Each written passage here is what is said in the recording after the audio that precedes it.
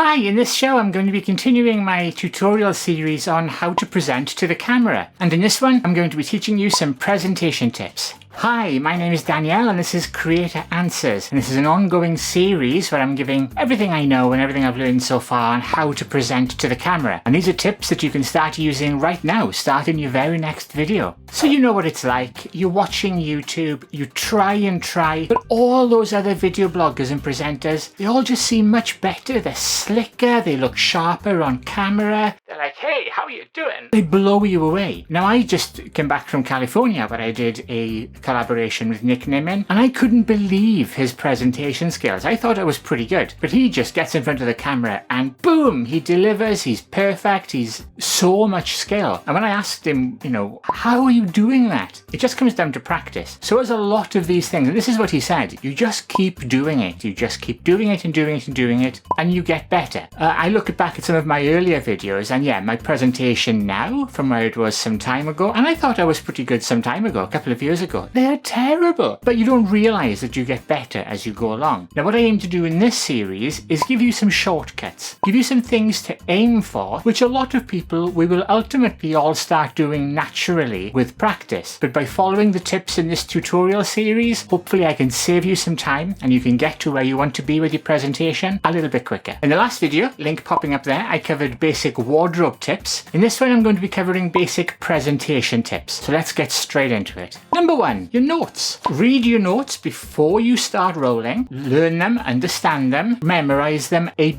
bit, so that when you have to look at your notes in between takes, you remember what you have to do next. Now I've got my notes right here, and number one is notes, what I just said. So keep your notes to hand. You can use them as a visual prop, put them on a little table in front of you, use your hands, whatever. I tend to find that I keep my notes in one hand, but how you do this, how you present, it really depends on your channel. It's really up to you. A lot of the stuff that I covered in this channel is a little bit techy with a lot of description things and stats and figures, so it makes sense to have those written down in nearby. But if you're doing a video blog where you're just talking about emotional things, you may not need notes quite so much. Just a series of bullet points and reminders would probably be enough. Your mileage may vary here. And I'm going to be doing a separate video all about the kinds of notes that are useful for different videos coming up soon. So that's notes. Number two, practice good posture. Now you've been told this from a child, stand up straight, keep your back straight, keep your shoulders in the right position, and that's good advice in front of camera. Sit straight, stand straight. We all forget to do this, and over time we'll slouch and we'll get lower and our angle will change and it'll all go a bit wrong. But every so often, or in between lines, reset your posture.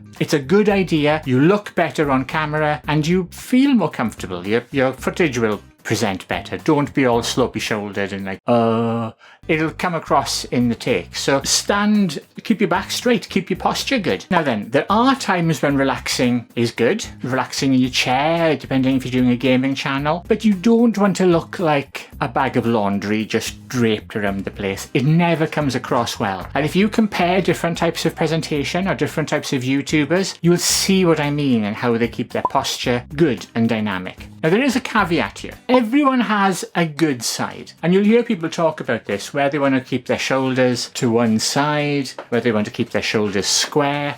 And this is a little bit like photography. I mean, I tend to find that my best pose is with my left foot forward, resting on my back leg. And that I find tends to work for me, and I just roll slightly into the camera and keep my back straight. And that's what works for me. But find what works for you, what gives you that sweet spot between good posture, being comfortable, and ultimately looking as good as you can. Number three, use your hands.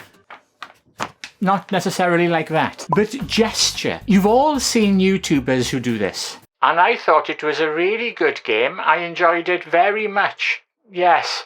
So, don't do that. Okay, look, I'm not talking about used car salesman animated where everything is insane. But gesture, use your hands to emphasize points. Slightly more animated than you would in a human conversation because you are presenting to camera and you don't have someone to bounce off, but at the same time don't go crazy. But don't be afraid to use your hands, gesture, change your head angle slightly. You'll see I'm doing this a little more dramatically right now, but as you're delivering different lines, change your posture slightly, and then in the edit you can also zoom in and out and slightly change the angle there too. It makes for a much more interesting and a much more engaging video. Now if you want to find a quick quick tip to do this, and if I stand back slightly, you might see what I'm doing here. But that is, keep your elbows kind of straight and your arms here. That way, you're not like reaching up and getting your hands too high. You're basically keeping them in the lower thirds of the screen. So as you're gesturing, you're not moving your shoulders around too much, but you are moving your arms. So try and practice that, gesturing just from the forearm. Imagine you're a Tyrannosaurus Rex trying to eat a hot dog or something. Use that as your,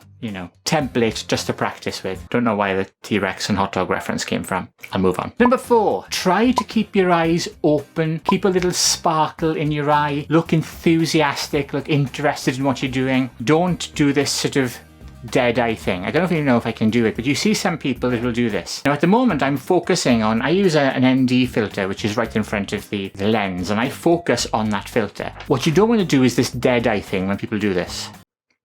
And their focus wanders off, and their eyes look kind of dead, and their face is expressionless, and then the voice soon follows, and that becomes expressionless, and it's like a bit of a drone, and blah blah blah blah blah. And I've probably lost viewers just from doing that. Do not do that. Keep your eyes open, keep your eyes sparkling and enthusiastic about your subject matter. Okay, it's going to be tricky if you're recording a news channel and you have to record some really tragic disasters like the kitten factory blew up or something. Hard to be enthusiastic about that, I know. Also not sure where they have kitten factories, but you know what I mean. And if you've got a fan, that can be a little bit Number 5. So going back to my previous tip about keeping your eyes bright, remember to blink. Don't just stare at the camera all the time, not blinking. And amazingly, some people will do this. They become so focused and intense on the camera, they forget to blink and their eyes will start to hurt. Don't do this. It makes you look really creepy. Blink. Don't forget.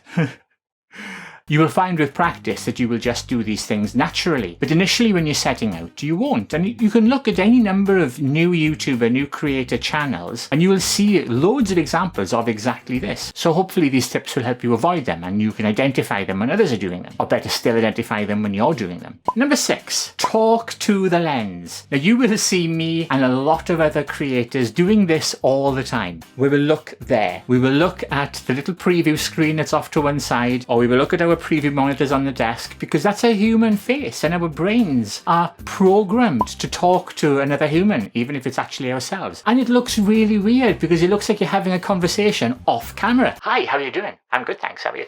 Don't.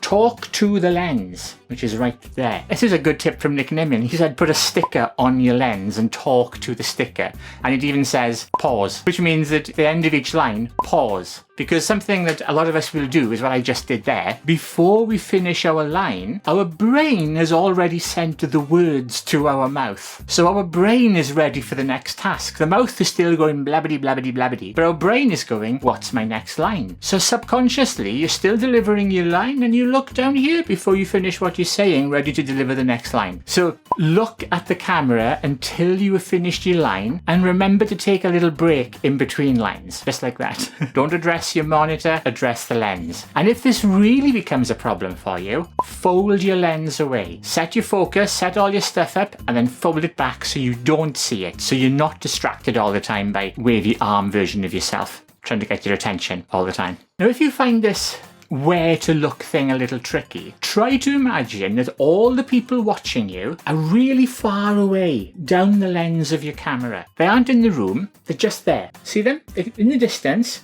but if you look carefully you can see them down the lens. Maybe that'll help. Finally, number 7, smile. This can be tricky, and we all forget to do it because we relax. Our faces will often drop our smiles. But smiling absolutely helps engagement. Now yes, as I've said in a previous couple of tips, sometimes being overly enthusiastic and overly happy at subject matter which it's inappropriate to be terribly happy about is not ideal. But if you try to remember to keep smiling, and even at the start of each line, reset your smile and make sure you finish a sentence with a smile. And ideally, try to smile while you speak. This is much harder than it looks, I promise you. For your first few videos, you'll have, my face hurts from all the smiling that you're going to be doing. But you can do it, and it does take practice. And this is what I'm particularly still practicing. Everyone I know still has to practice the smile one. Remember why you're doing this. You should be enjoying creating content, and if you're not, that's an entirely other issue. So smile, enjoy what you're doing. You're creating videos. videos. I mean, if this becomes a career, best job on earth, right? And that is it. That's the end of my presentation tutorial. I hope you found that useful. Now, I'd love to know what you think, so please comment, like, dislike down below. I'd love to get your feedback on this. And if this sort of content is the sort of thing that interests you and you want to keep informed of everything I put out, don't forget to hit that subscribe button and hit that alarm bell so all my stuff will appear in your notification feed. And I'm also trying a new call to action right there, which I haven't rehearsed, so hopefully that wasn't too ropey. Thank you so much for watching. Popping up over there right now will be the last video I put out, and just beneath it will be the video that YouTube thinks you should watch next. Thank you so much. I shall see you in the very next show. Bye!